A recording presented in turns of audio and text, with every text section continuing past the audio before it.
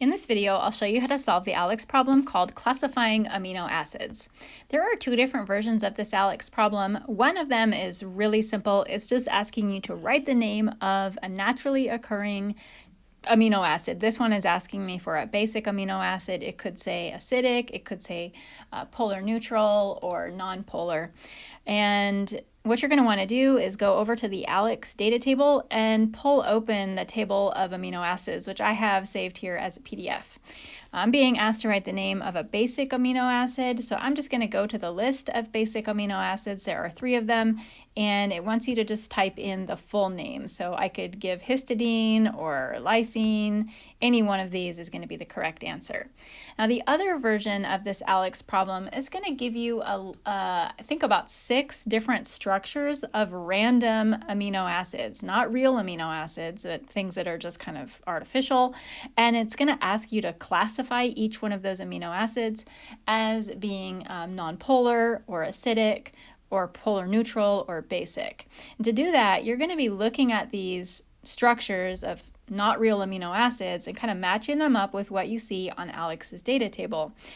For example, we know that if an amino acid has this general carbon-oxygen double bond with an oxygen that has a negative charge on it, that is indication of an acidic amino acid. So if you're looking at this other version of the problem and it's showing you an amino acid, it doesn't look exactly like this or like this, but it does have a carbon-oxygen double bond with an oxygen that has a negative charge, you're going to classify that as an acidic amino acid. Basic amino acids are also pretty easy to find. Basic amino acids are ones that have positively charged nitrogens in their R group. Keep in mind that all amino acids have a positively charged nitrogen up here. You're not looking for that. Positively charged nitrogen in the R group, or a nitrogen that is embedded in the ring with no hydrogens on it at all. So if you have, and it only takes one, because look at this one has a nitrogen with a hydrogen. It only takes one nitrogen in a ring with no hydrogen. That makes it a basic amino acid. The polar neutral amino acids have OH groups in their R groups, like this.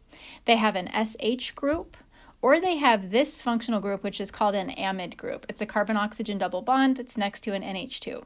So if you have one of these 3 different types of functional groups in the R group, then it's polar neutral. Everything else is a nonpolar amino acid. So that could mean that the R group is made up entirely of hydrocarbons, which is pretty typical. Like all of these are entirely hydrocarbons. This is one that has a sulfur, but it's not an SH. So if you have a sulfur, but it's not SH, same with if you had an oxygen, but it's not an OH, that would be considered nonpolar. Here also, last but not least, is a nitrogen in a ring, but it does have a hydrogen. So it's a nitrogen with a hydrogen embedded in the ring. In contrast, a nitrogen embedded in the ring with no hydrogens makes it basic. A nitrogen embedded in the ring with a hydrogen makes it nonpolar.